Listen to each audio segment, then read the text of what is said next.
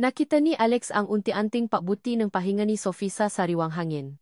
Tumingin siya kay Maris. Ang babae ay umiyak pa rin ng tahimik, pero ang maluha nito ay hindi para sa sarili, kundi para sa anak niya. Sa sandaling iyon, sa ilalim ng malamlam na ilaw muwan, hindi isang empleyado ang nakita ni Alex. Nakita niya ang isang taong may dalisay na pagmamalasakit, isang taong handang unahin ang kapakanan ni Sophie bago ang sarili. Sa isang iglap, nawala ang CEO na si Don Alejandro del Rosario. Ang naroon ay si Alex, isang ama na nakahanap garamay sa kanyang takot. Hindi na niya napigilan ang sarili.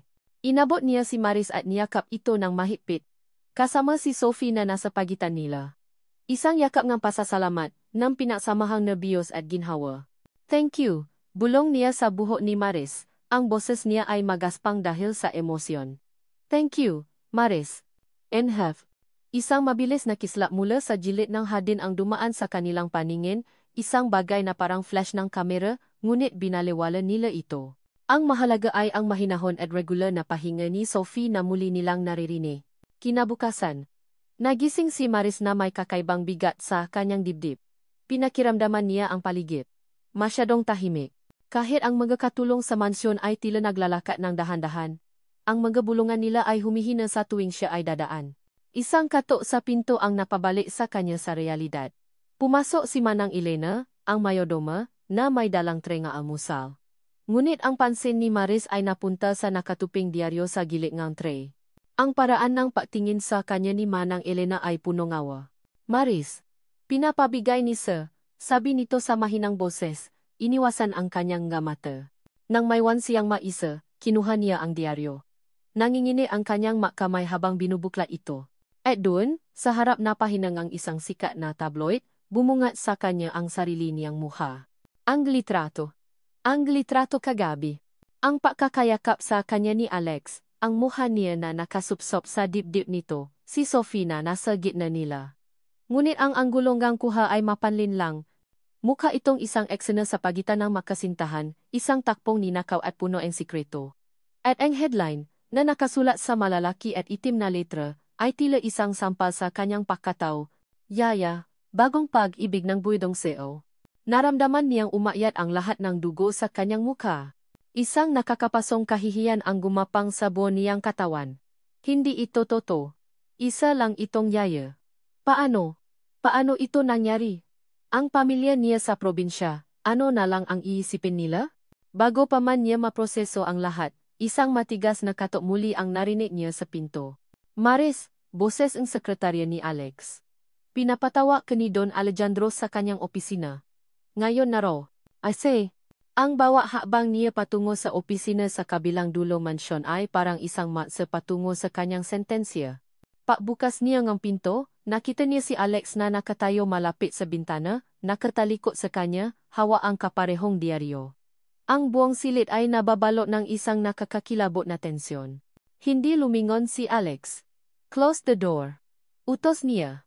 Ang boses ay malamig at walang anumang emosyon. Kasing lamig ng hangin bago ang isang malakas na bagyo.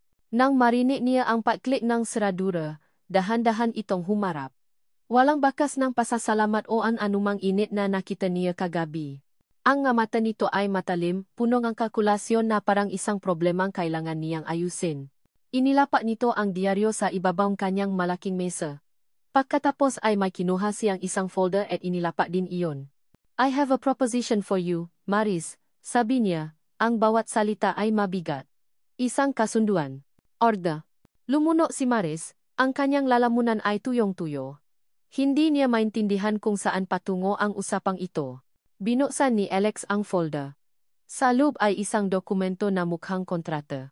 This scandal is a disaster for an upcoming merger. My partners are extremely conservative. They need to see stability. Family, paliwanag niya, diretsong nakatingin sa mga mata ni Maris. So this is the solution. You will marry me. Parang nabingi si Maris. Sir? Hindi to tanong, Maritza. Ito ay isang business arrangement. Pagdidiin niya, itinulak ang folder palapit sa kanya. You will get everything you need, financial security for your family. A new life. In return, you will act as my wife. And more importantly, as a mother to Sophie. Until this merger is finalized and the media moves on. After a year, we can quietly get an annulment. Nakatitih lang si Maris sa kontrata, ang salita ay lumalanggoy sa kanyang paningin. Kasal. Isang peking kasal. Ang pangarap ng bawat babae ay ginawa niyang isang transaksyon sa negosyo. Naramdaman niya ang panunuya sa sitwasyon. Ang kahihiyan. Itinaas niya ang kanyang nanginginig na tingin mula sa mga papel patungo sa malamig na mukha ni Alex. Ang lahat ng takot at pakalito sa kanyang puso ay nag-anyo sa isang tanong, hindi tungkol sa pera o sa kontrata, kundi sa nag-isang bagay na mahalaga sa kanya sa bahay na iyon. Sir, halos pabulong ni Jiang sabi. Paano po si Sophie? Ang tanong ni Maris ay lumutang sa ere. Isang simpleng tanong na tumama sa pinakasentro ng komplikadong problemang ito. Paano si Sophie? Para kay Alejandro del Rosario, lahat ng bagay ay may solusyon. Ang isang bumabagsak na stock market, isang agresibong corporate takeover, isang logistikong bangungot, lahat ng iyon ay manumero at variable lamang sa isang ekwasyon na kailangan niyang balansehin. Ngunit ang tanong tungkol sa kanyang anak ay isang bagay na hindi kayang lutasin ng pera o kapangyarihan. Tinitigan niya si Maris. Nakita niya ang takot sa mga mata nito, ngunit higit pa roon, nakita niya ang sinserong pag-aalala. Hindi ito nagtanong tungkol sa pera, hindi ito nagreklamo tungkol sa kahihiyan. Ang una niyang inisip ay si Sophie. At sa isang saglit, isang maliit na tinik ng konsensya ang tumusok sa puso ni Alex. Ngunit mabilis niya itong iwinaksi. Ang emosyon ay isang kahinaan, isang luho na matagal na niyang ipinakait sa kanyang sarili. Si Sophie ang dahilan kung bakit kailangan mong pumayak, sagot niya. Ang boses ay matigas at walang bahid ng pag-alinlangan. This arrangement will give her a stable, two-parent home, even if it's just for show. It's better than having her name dragged through the mud by the press. Ito ang pinakamabuti para sa kanya. Jose, nakita niya ang pagtatalo sa mukha ni Maris, ang laban sa pagitan ng dignidad nito at ang pagmamahal nito sa bata. At alam na ni Alex ang magiging sagot. Pagkatapos ng ilang sandali ng nakabibinging katahimikan, isang dahan-dahang pagtango ang isinagot nito. Walang salita. Isang tango lang na sumisimbolo sa paksuko. Good, sabi ni Alex, kinuha ang telepono. My lawyer will handle everything. The wedding will be tomorrow. Walang selebrasyon. Walang party. Walang puting bestida o magarbong simbahan. Kinabukasan. Sa loob ng isang maliit at tahimik na opisina ng isang huwes, nahanap ni Maris ang sarili niya na nakatayo sa tabi ni Alex. Nakasuot lang siya ng isang simpleng bega na bestida na binili ng sekretarya ni Alex. Si Alex naman ay nakasuot ng kanyang karaniwang business suit, na parabang isa lang itong pulong na kailangan niyang tapusin. Do you, Alejandro del Rosario, take Marisela Santos to be your lawfully wedded wife? Naramdaman ni Alex ang pag-aatubili sa kanyang sarili. Habang iniaabot niya ang kamay para kunin ang singsing, isang imahe ang biglang pumasok sa kanyang isipan. Isang alaala ng isa pang kasal, sa isang simbahan, na may babaeng nakangiti ng buong puso sa kanya. At kasunod nun, ang mas malinaw na alaala ang tunog na babasa na salamin, ang hiyaw, ang biglaang katahimikan. Bang! Napapikit siya ng mariin at sinupil ang alaala. Pinilit niyang ibalik ito sa madilim na sulok ng kanyang isipan kung saan niya ito itinago. Nang imulat niya muli ang kanyang mga mata, ang nakita niya ay ang takot at pakalito sa mukha ni Maris. Isinuot niya ang singsing sa daliri nito. Isa itong transaksyon. Isang pirma sa kontrata. Yes.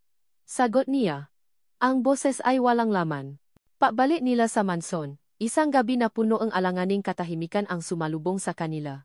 Ang makatulong ay nahanda in isang espesyal na hapunan, ngunit ang pagkain ay walang lasa. Ang tanging liwanag sa gabing iyon ay si Sophie, na walang kamalay-malay sa bigat and sitwasyon. Tuwang-tuwa itong umupo sa pagitan nilang dalawa. Hinawakan nito ang kamay ni Maris sa isang gilid at ang kamay ni Alex sa kabila. Ngayon mommy na kita, Yaya Maris. Masayang sabing bata. Real mommy na po. Nama? Ang nasalita ni Sophie, na dapat sana'y nadulot ng init, ay parang mga karayom na tumusok sa puso ni Alex. Ginawa nitong mas toto ang kasinungalingan. Ginawa nitong mas mabigat ang pagkukunwari. Tumingin siya kay Maris, na pilit nang ngumingiti para sa bata, ngunit nakita niya ang sakit sa likod ng ngiting iyon. Ito ay isang paalala na hindi lang ang kanyang kumpanya ang nakataya dito, kundi ang mapusong nga taong nadadamay. At sa gitna ng kanilang pilit na ngitian, isang boses ang bumasa sa katahimikan. Alex, darling. How could you have a wedding and not invite me? Napalingon silang lahat. Doon, sa may pintuan ng dining room, nakatayo si Isabela Montenegro. Nakasuot ng isang pulang bestida na tila humuhulma sa kanyang perpektong katawan. May dala siyang isang magarang regalo, at ang kanyang malabi ay may isang ngiting kasing talas ng patalim. Otomatikong tumayo si Alex. Isabel, what are you doing here? Naglakat si Isabel papasok. Ang ngatakong niya ay tumutunok sa marmol na sahi. Binaliwala niya ang tanong ni Alex. Ang kanyang mata ay direktang nakatuon kay Maris, sinusuri ito mula ulo hanggang paa na may halong pakamangha at pakutya. So this is her, sabi ni Isabel. Ang boses ay parang pulot na may lason. Huminto siya sa tabi ng upuan ni Maris. Congratulations. Bago pa man makasagot si Maritz, bumaling si Isabel kay Alex. Inilapit niya ang kanyang muha at bumulong, ngunit sapat na malakas para marinig ni Maris ang bawat nakakonsultong salita. Talaga, Alex? Isang yaya. Hanggang diyan ka na lang ba bumaksa? Naramdaman ni Maris na parang sinampal siya. Nanigas siya sa kanyang upuan, ang lahat ng hangin ay tila nawala sa kanyang magabaga. Ang salita ni Isabel ay isang kumpirmasyon ng lahat ng kanyang kinatatakutan, nasa mata ng mundo, at marahil pati sa mata ni Alex, siya ay isang hamak na yaya lamang na pinalad. Tumingin siya kay Alex, naghihintay, umaasa na ipatatanggol siya nito. Ngunit ang nakita lang niya sa muhangang kanyang bagong asawa ay isang blankong ekspresyon. Walang galit para kay Isabel. Walang proteksyon para sa kanya. Tanging ang malamig at malayong tingin ng isang CEO na nahaharap sa isa na namang hindi inaasahang problema. Ang salita ni Isabel ay parang laso na kumala sa buong sistema ni Maris. Hanggang diyan ka na lang ba bumaksa? Paulit-ulit itong umalinggaw-ngaw sa kanyang isipan, kasabay na malamig na pagwawalang bahala sa mamata ni Alex. Pakiramdam niya ay lumiit siya sa kanyang upuan, naging isang hindi mahalagang bagay sa isang silid na puno nga mamahaling muebles. Kinailangan ni Manang Elena na samahan si Sophie payat sa kwarto nito para lang matapos ang tensyon sa hapag-kainan. Naiwan ang tatlo sa isang nakabibinging katahimikan. You shouldn't have come, Isabel. Sa wakas ay sabi ni Alex, ngunit ang tono nito ay hindi galit, kundi pagod. Ngumiti lang si Isabel. Nonsense. I came to welcome the new Mrs. Del Rosario to the family. Or at least, to our world. Idinin niya ang huling mga salita. Ang tingin ay hindi inaalis kay Maris. Simula ng gabing iyon, naging isang anino si Isabel sa mansyon. Hindi siya laging pisikal na naroron, ngunit ang kanyang presensya ay laging nararamdaman ni Maris. Ang kanyang pag-atake ay hindi halata. Ang nga ito ay tuso. Nakabalot sa kunwaring kabaitan. Na idinisenyo para iparamdam kay Maris na siya ay isang impostor sa sarili niyang bahay. Isang hapon habang inaayos ni Maris ang ilang damit niya sa bago niyang walk-in closet, isang espasyo na mas malaki pa sa dati niyang buong kwarto, biglang pumasok si Isabel. Oh, let me help you with that. Masiglang sabi nito. Kinuha niya ang isang simpleng bestidang bulaklakin ni Maris. These are cute for a trip to the province. But you're Mrs. Del Rosario now. You need to look the part. People will talk. Ibinaba niya ang damit na parabang ito ay isang basahan, at may inyabot na magazine na nakabukas sa isang pahina ng madami na nakakahalaga ng katumbas ng isang taon niyang sahod. Sa mga hapunan kung kailan naroon si Isabel, sinisada nitong buksan ang mausapan tungkol sa kanilang maaraw sa universidad kasama si Alex. Gagamit ito nga salitang pangnegosyo at mga pangalan ng mga maimpluwensyang tao na hindi pamilyar kay Maris. Ginagawa niya itong lahat habang nakangiti. Na parabang isinasali niya si Maris sa usapan. Ngunit ang tunay na layunin ay ipamuha sa kanya na hindi siya kabilang. Ang pinakamasakit ay ang paraan ng paggamit ni Isabel kay Sophie. Isang araw, binigyan niya ang bata ng isang kumikinang na kwintas na may maliliit na diamante. Isabel, hindi ba masyadong mahal iyan para sa isang bata? Mahinahong sabi ni Maris. Ngumiti si Isabel at lumuhod sa harap ni Sophie. Hinahawakan ang mga balikat ng bata. Don't listen to her, sweetie. Your real mommy would have wanted you to have the best. Ang salitang iyon ay parang isang matalim na kutsilyo. Hindi lang ito tumusok sa puso ni Maris, kundi pati na rin kay Alex na sakto namang pumasok sa silid. Nakita ni Maris ang paiting ng panga ni Alex, isang senyales ng galit, ngunit wala itong sinabi. Muli, Katahimikan. Sinubukan ni Maris na kausapin si Alex tungkol dito ng gabing iyon. Hinintay niya itong matapos sa kanyang trabaho at marahang kumatok sa pinto ngang opisina nito. Sir. Alex. Pagtatama niya sa sarili. Pwede po ba tayong mag-usap? Inangat ni Alex ang kanyang tingin mula sa magkapapeles, ang mukha ay pagod. Tungkol po kay Isabel. Nagsimula si Maris, nag-ipon ng lakas ng loob. Angga sinasabi niya. Sa harap ni Sophie. Bumuntong hininga si Alex at isinandal ang likod sa kanyang silya. Isabel has always been like that. She's harmless. Just ignore her. Focus on Sophie. That's what this is all about, remember? Ang masalita niyang iyon just ignore her ay mas masakit pa kaysa sa mapanalay ni Isabel. Ipinahiwati nito na ang nararamdaman niya ay hindi mahalaga. Na ang sakit na idinudulot sa kanya ay isang maliit na abala lamang. Naramdaman ni Maris ang isang pada sa pagitan nilang dalawa, isang pada na gawa sa estado sa buhay, at mga alaalangang isang babaeng hindi siya. Ang kasukdulan ay dumating sa isang charity gala, ang unang malaking event na kailangan nilang daluhan bilang mag-asawa.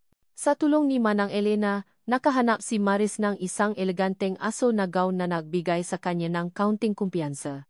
Sa unang pagkakataon, naramdaman niyang baka kaya niyang gampanan ang papel na ito. Ngunit naroon si Isabel, kumikinang sa kanyang itim na sequin dress, na parang isang buitre na naghihintay ng pagkakataon. Habang kumukuha ng may inom si Maris, sinadya siyang banggain ng isang waiter.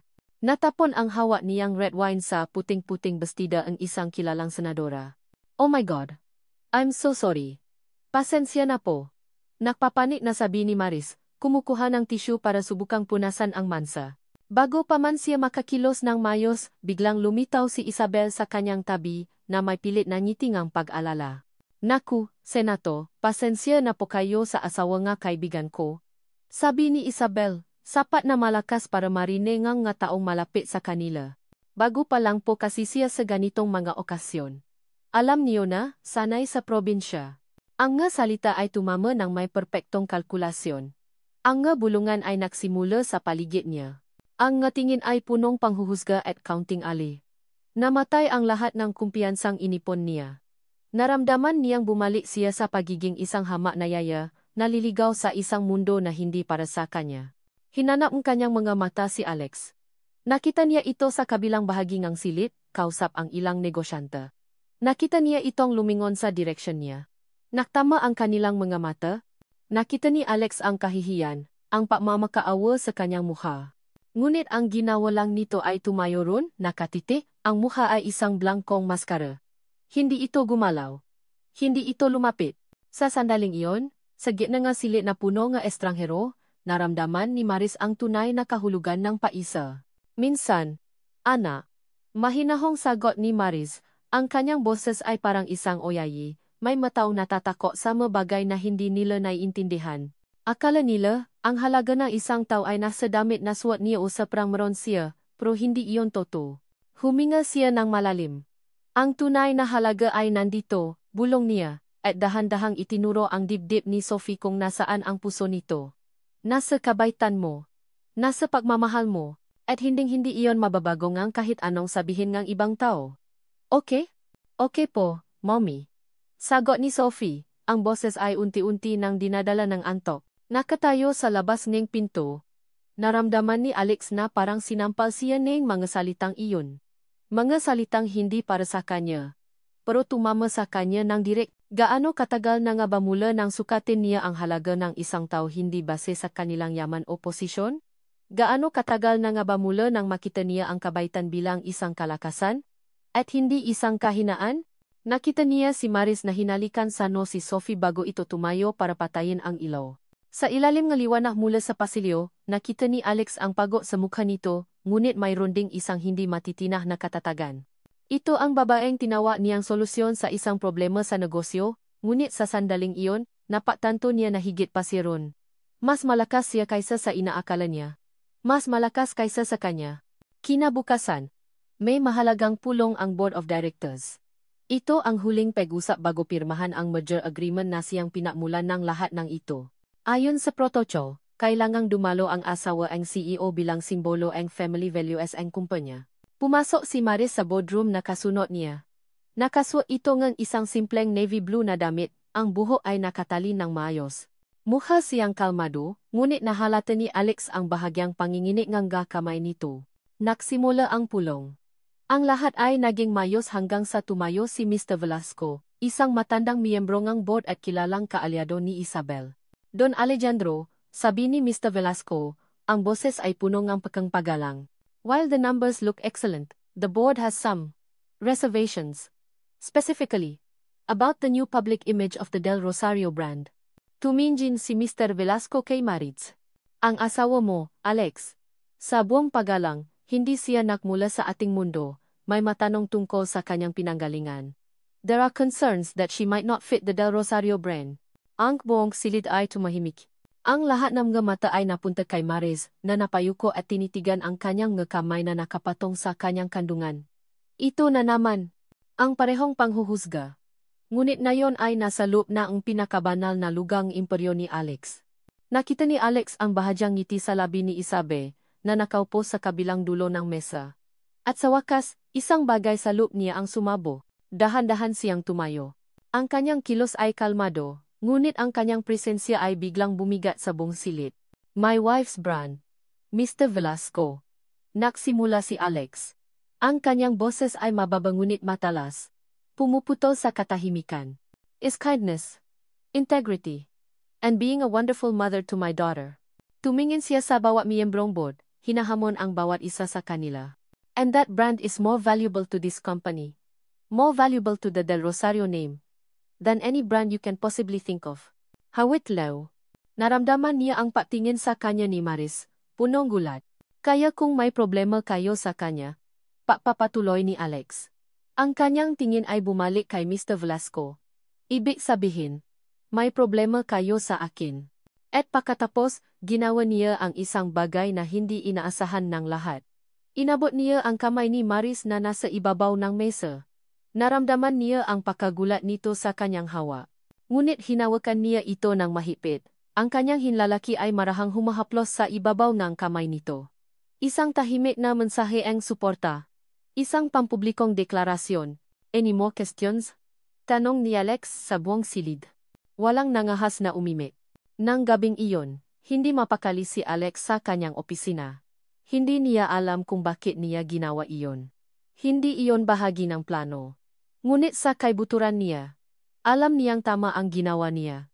Narinig niya ang mahinang pagbukas ng pinto. Si Maris, tumayo ito ron, hindi sigurado kung dapat bang pumasok. Lumapit si Alex. Nakita niya ang isang tuyong dahon na sumabit sa buhok nito. Marahil ay mula sa paglalakad nito sa hardin kanina. Dahan-dahan, inalis niya ito.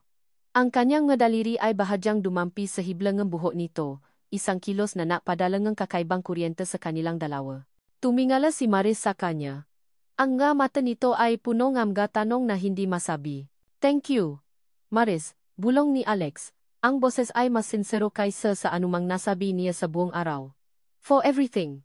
Sa unang pagkakataon, hindi sila ang CEO at ang yaya, o ang dalawang tao na sa isang kasunduan.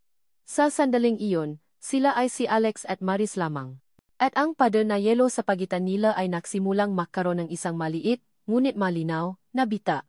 Ang init ng kamay ni Alex ay nanatili sa kamay ni Maris ng matagal, kahit na matapos na silang maghiwalay ng landas ng gabing iyon. Ang maliit na bita sa pader na yelo sa pagitan nila ay nagsimulang lumaki, at sa mga sumunod na araw, isang sina ng liwanag ang nagsimulang pumasok. Nabago si Alex. Hindi ito isang biglaang pagbabago, kundi isang serya ng maliliit na bagay. Sinimulan niya nang umuwi ng mas maaga mula sa opisina. Sa halip na kumain maisa sa kanyang opisina, sinasabayan na niya sina Maris at Sophie sa hapag-kainan. Minsan, tinatanong niya si Maris tungkol sa kanyang pamilya sa Quezon, sa kanilang maliit na bukid. Nakikinig ito habang nakukuwento si Maris tungkol sa kanyang mga kapatid, sa amoy ng lupa pagkatapos ang ulan. Sa lasang nga mamanggang pinitas mula sa puno. Sa mga sandaling iyon, nakikita ni Maris ang lalaki sa likod ng CEO, isang lalaking may pagod sa mga mata ngunit may kakayahang ngumiti. Nagsimulang maniwala si Maris. Baka possible. Baka ang peking kasal na ito ay maaring maging isang bagay na totoo. Ang paasa ay isang mali na binhi na nagsimulang tumubo sa kanyang puso. Ngunit ang pag-asang iyon ay hindi nakaligtas sa mga mata ni Isabel Montenegro. Mula sa malayo, pinanot niya ang pagbabago sa pagitan nina Alex at Maris, at ang bawat ngiti na ibinabahagi nila ay parang isang sampal sa kanya. Kung ang pang-iinsulto ay hindi gumana, kailangan niyang gumamit ng mas maruming paraan. Kailangan niyang sirain hindi lang ang imahe ni Maris, kundi ang tiwala ni Alex dito. Isang gabi, habang abala ang lahat, may inutusan si Isabel na pumasok sa opisina ni Alex sa mansyon. Gamit ang isang device, kinopya nito ang ilang sensitibong files mula sa computer ni Alex. Pagkatapos, gamit ang laptop ni Maris na naiwan sa sala, gumawa itong isang peking email. Isang email na naglalaman ng isang binagong bersyon ng isang confidential na dokumento, ipinadala sa isang hindi kilalang email address. Isang perpektong tanim ebidensya. Kasabay nito, nag-ayos si Isabelang isang wire transfer. Isang malaking halaga sapat para mamukhang kabayaran. Ang ipinadala sa bank account ng ina ni Maris sa probinsya, na nakalista bilang isang anonymous donation. Kinabukasan, dinala ni Isabel ang kanyang ebidensya kay Alex. Ipinakita niya rito ang isang printout ng pekeng email at isang kopya ng bank statement ng ina ni Maris. "I'm so sorry, Alex," sabi ni Isabel, ang kanyang boses ay puno ng kunwaring awa. "I didn't want to believe it. Ayokong maniwala na kaya niyang gawin ito. But she's been playing you all along." Tinitigan ni Alex ang mga papel. Ang email na galing sa laptop ni Maris. Ang para sa account ng nanay nito. Para siyang binuhusan ng isang baldeng malamig na tubig. Ang lahat ng kanyang ngatakot, ang lahat ng kanyang ngapada na sinimulan niyang ibaba, ay biglang bumalik ng mas mataas at mas matibay. Ang alaala ng pagkamatay ng kanyang unang asawa ang pakiramdam ng pagtataksil na itinanim ni Isabel noon. Ang takot na mapaglaruan. Ang paniniwala na hindi siya maaring magtiwala muli. Lahat ng iyon ay bumalik na parang isang alon, nilulunod ang lahat ng rason. Ang maliliit na butas ng paalinlangan na itinanim ni Isabel noon tungkol kay Maris ay biglang lumaki at naging isang hindi matitinak na katotohanan sa kanyang isipan. Hindi na siya natanong. Hindi na siya naimbestiga. Hinatulan na niya si Maris sa kanyang isipan. Nang gabing iyon, hinintay niya si Maris sa sala. Hawak niya ang folder na naglalaman ng mapeking ebidensya. Nang makita siya ni Maris, ngumiti ito isang ngiti na puno ng init at paasanasam nga nakaraang araw ay naksimula ng maging toto para sa kanya. Ngunit ang ngiting iyon ay namatay nang makita nito ang ekspresyon sa mukha ni Alex. Walang salita, ibinato ni Alex ang folder sa coffee table sa harap ni Maris. Nakalat ang nga papel.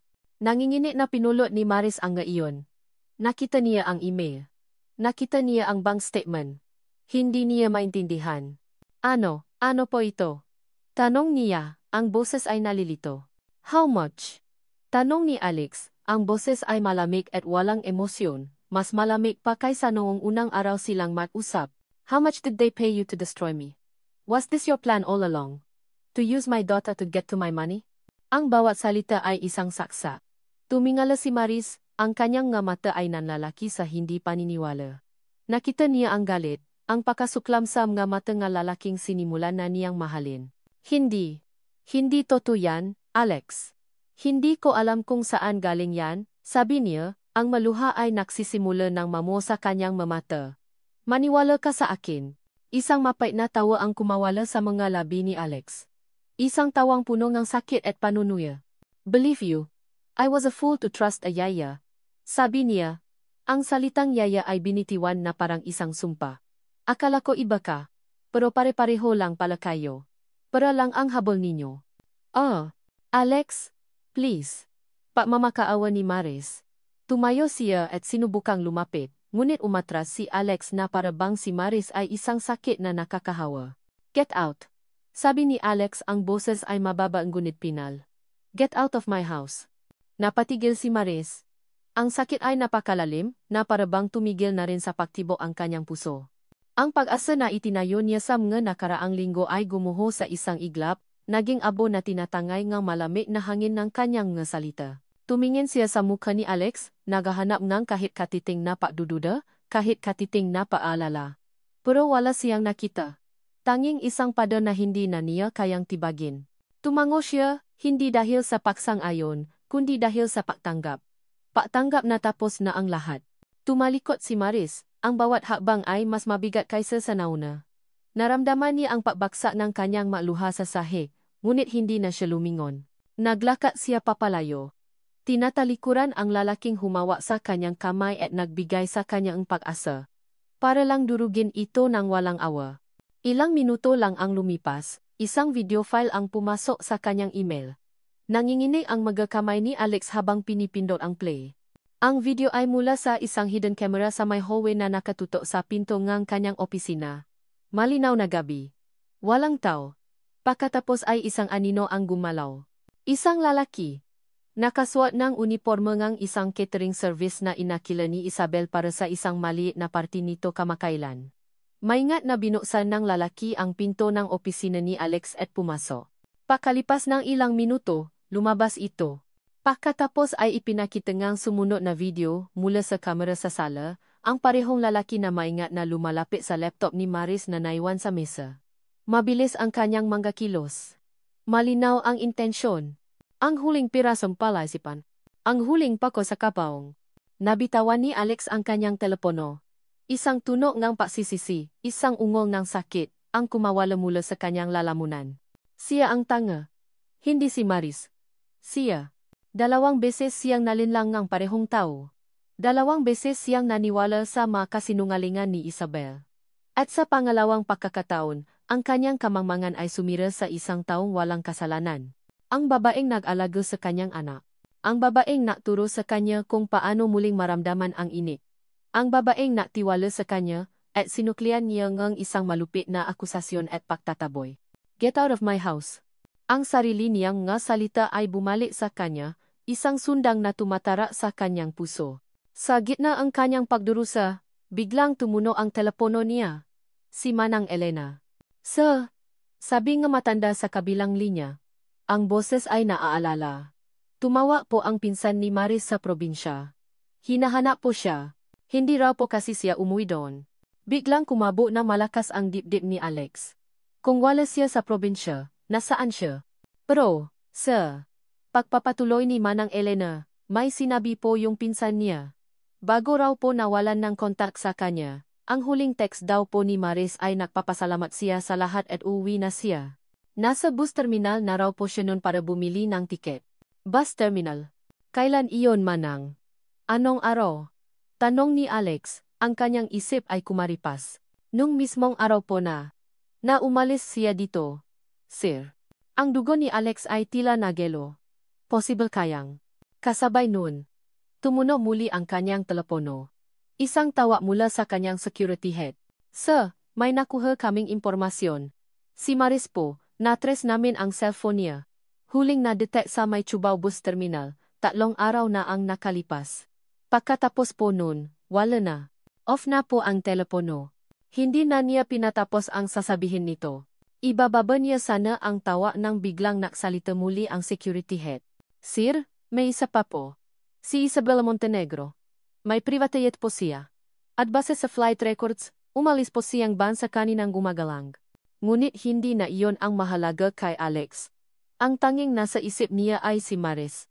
Nag-isa sa Maynila. Walang pera. Walang matutuluyan. 3 araw nang nawawala. Isang nakakakilabot na takot ang bumalot sa kanya, isang takot na higit pa sa anumang naramdaman niya nun. Ang takot na baka huli na ang lahat. Binitiwan niya ang telepono. Kinuha niya ang susi ang kanyang kotse. At tumakbo siya. Tumakbo siya palabas ng mansyon, palabas ng gate. Patungo sa kanyang sasakyan. Walang ibang nasa isip kundi ang pangalan ni Maris at ang desperadong dasal na sana ay mahanap niya ito. Ang biyahe papuntang Cubao ay isang malabong pagkataranta para kay Alex. Ang busina ng sasakyan at ang ilaw ng siyudad ay dumadaan lang sa kanyang paningin na parang guhit ng kulay. Ang tanging malinaw sa kanyang isipan ay ang mukha ni Maris, ang mukha nito noong una silang makita, noong inaalagaan nito si Sophie, noong ngumiti ito sa kanya sa hapag-kainan, at ang huli, ang mukha nitong basa sa sakit nang itaboy niya ito. Pagdating sa bus terminal, para siyang nalulunok sa dagat ng mga tao. Ang ingay, ang amoy ng usok, ang ngasigaw nga dispatcher, lahat ay nakadaragda sa kanyang pagkabahala. Paano niya hahanapin ang isang tao sa ganitong lugar? Sinimulan niyang magtanong. Napakita siyang litrato ni Maris sa mga nagtitinda, sa mga gwardiya, sa mga dispatcher. Karamihan ay umiiling lang. Ngunit isang matandang nagtitinda ang tubig ang tumiti sa litrato. Oh, parang nakita ko siya, sabi nga matanda. 3 araw na ang nakalipas, umiyak. Nakaupo lang doon sa isang sulok. Mukhang may malaking problema. Saan po siya napunta? Halos pasiga na tanong ni Alex. Nakibit balikat ang matanda. Hindi ko na alam, iho. Maraming tao dito. Ang pag-asa ni Alex ay nagsimulang maglaho. Napapo siya sa isang bangko, ang parehong uri ng bangko kung saan nakita niyang umiyak ang babaeng tindera. Inilagay niya ang kanyang mukha sa kanyang mapalat. Huli na ba talaga ang lahat? At sa gitna ng kanyang desperasyon, narinig niya ang isang pamilya na tunog isang mahinang himik ng isang kantang pampatulog. Ang parehong kantang naririnig niyang inaawit ni Maris kay Sophie. Dahan-dahan niyang inangat ang kanyang ulo at sinundan ang tunog. Dinala siya nito sa isang maliit at madilim na eskinita sa gilid ng terminal. At doon, sa ilalim ng isang mahinang ilawng poster, nakita niya ito. Nakaupo sa isang karton, yakap-yakap ang sarili laban sa lame, habang inaawit ang kanta sa isang batang kali na nakahiga sa tabi niya. Si Maris. Mas payat siya. Ang kanyang muka ay may bahid ng dumi at pagod. Ngunit sa mata ni Alex, siya ang pinakamagandang bagay na nakita niya sa buong buhay niya. Maris. Tawa niya. Ang kanyang boses ay nangingini. Napalingon si Maris. Nang makita siya nito, ang unang emosyon sa mukha nito ay hindi galit o saya, kundi takot. Mabilis itong tumayo, handang tumakbo. Huwag, sabi ni Alex, itinaas ang kanyang nga kamay. Please, huwag kang tumakbo. Lumapit siya ng dahan-dahan, na parang lumalapit sa isang sugatang hayop. Patawarin mo ako, Maris, sabi niya. Ang nga salita ay hirap lumabas sa kanyang lalamunan. Naging tanga ako. Nabulag ako. Maniwala ka sa akin. Alam ko na ang lahat. Kinuwento niya ang lahat, ang lumang telepono ni Clarissa, ang nga mensahe ni Isabella, ang nga CCTV footage. Habang nagsasalita siya, nakita niya ang unti-unting pagbabago sa ekspresyon ni Maris, mula sa takot patungo sa pagkalito, at pagkatapos ay sa isang malalim na kalungkutan. Nang matapos siya, katahimikan ang namagitan sa kanila. Si Sophie. Bulong ni Maris, ang unang salitang binitiwan nito. Okay lang ba siya? Sa kabilang lahat ng sakit na idinulot niya. Ang una pa ring inisip nito ay ang kanyang anak. Doon na tuluyang bumaksa ang ngaluhan ni Alex. Hindi siya okay, umiling si Alex. Hinahanap ka niya. Kailangan ka namin, Maris. Kailangan kita. Lumuhod siya sa harap nito, sa maruming sementongang eskinita, walang pakialam sa kanyang mamahaling damit. Please, bumalik ka sa amin. Ilang araw pagkatapos, hinarap nila si Isabel bago ito tuluyang umalis. Sa isang conference room, kasama ang kanilang nga abogado, ipinakita ni Alex ang nga ebidensya. Ang nga text messages, ang mga video. Sa simula, tumawa si Isabel. You can't prove anything. Olga. Ngunit nang ipakita ni Alex ang mga mensahe sa pagitan nila ni Clarice, nawala ang ngiti sa mukha nito. Ang maskara ay bumaksak. Ginawa ko lang yon dahil mahal kita, Alex. Sigaw nito, ang boses ay puno ng desperasyon. Karapat-dapat ako sa iyo, hindi ang isang hamak na yaya. Hindi na sumagot si Alex. Tumingin lang siya kay Maris, na nakatayo sa tabi niya, tahimik ngunit matatag. Sa huli, pinili ni Maris na huwag magsampang ang kaso. Ang kapatawaran, para sa kanya, ay hindi para kay Isabel, kundi para sa sarili niyang kapayapaan. Ang pagkawalan ng respeto at pagmamahal ni Alex ay sapat ng parusa para kay Isabel. Pagkatapos ng lahat ng kaguluhan, umupo silang dalawa sa hardin ng mansyon, ang parehong hardin kung saan nagsimula ang kanilang kasinungalingan. Alex, sabi ni Maris, ang boses ay seryoso. Ang kontrata. Pinutol siya ni Alex. Kinuha niya ang isang piraso ng papel mula sa kanyang bulsa. Ito ang kanilang kasunduan sa kasal. Sa harap ni Maris, pinunit niya ito sa maliliit na piraso. Wala ng kontrata, sabi niya. Pero may tanong ako sa'yo. Tumingin siya ng diretso sa mga mata nito. Marizela Santos, gusto mo bang maging asawa ko? This time, for real. Walang business. Walang merga. Dahil lang mahal kita. Ngumiti si Maris, isang tunay at maningning na ngiti na ngayon lang nakita ni Alex. Hindi na ako ang yaya, Alex. At hindi ka na lang boss ko, sagot niya. Kung gusto nating buuin ito, kailangan nating gawin ng tama. Ilang buwan ang lumipas. Isang maaraw na linggo ngang umaga. Ang amoy ng pantseke na niluluto ni Alex ay pumuno sa kusina. Sa may mesa, nakbabasa ngang diaryo si Maris. At sa sahig, masayang nagdo-drawing si Sophie. Ipinakita ni Sophie ang kanyang obra maestra. Isang larawan ng 3 tao na magkakahawak kamay sa ilalim ng isang malaking araw. Isang ama, isang ina, isang anak. Nakatingginan sina Alex at Maris mula sa makabilang dulo ng mesa. Walang sinabi, ngunit ang kanilang mga mata ay nausap. Isang pag-usap na puno ng pasasalamat, pagpapatawad, at isang pag-ibig na sinubok ng apoy at lumabas na mas matatag. Hindi na nila kailangan ng kontrata. Ang kailangan lang nila ay ang isa't isa. Isang pamilya. Nasa wakas, ay buo. At dito nagtatapos ang kwento ni na Alex, Maris, at ang kanilang munting si Sophie. Sa lahat ng aming minamahal na taga-subaybay, isang taos-pusong pasasalamat. Maraming pong salamat sa pagsama ninyo sa amin sa bawat kabanata ng kanilang paglalakbay. Habang isinusulat namin ang kwentong ito, naging bahagi na rin kami ng buhay ni na Alex at Maris. Naramdaman namin ang bigat sa dibdib ni Maris sa bawat masasakit na salitang kanyang natanggap. At naramdaman din namin ang pagsisisi at pagbangon ni Alex mula sa kanyang mga pagkakamali. Ang kanilang kwento ay hindi lang basta katang-isip. Ito ay naging isang karanasan na puno ng emosyon. Nais naming iwan sa inyo ang isang mensahe ng paasa. Isang paalala na ang tunay na pag-ibig ay hindi tungkol sa paghahanap ng isang taong perpekto, kundi sa pag-aaral na mahalin ang nga paklat ng isa-isa. Ito ay isang paalala na lahat tayo ay karapat-dapat sa pangalawang pagkakataon at ang pagpapatawa sa iba at sa ating sarili ang siyang susi sa tunay na pagilom. Ngayon, nais naman naming marine ang inyong kwento. Ano ang tumata sa inyong puso at isipan? Anong aral ang inyong napulot mula sa pag-ibig ni na Alex at Maris? Mangyaring iwanan ninyo ang inyong magkomento sa ibaba. Ang bawat salita mula sa inyo ay mahalaga sa amin. Muli, mula sa kaibuturan ng aming mga puso, maraming salamat. Hanggang sa muli nating pakikita sa susunod na kwento.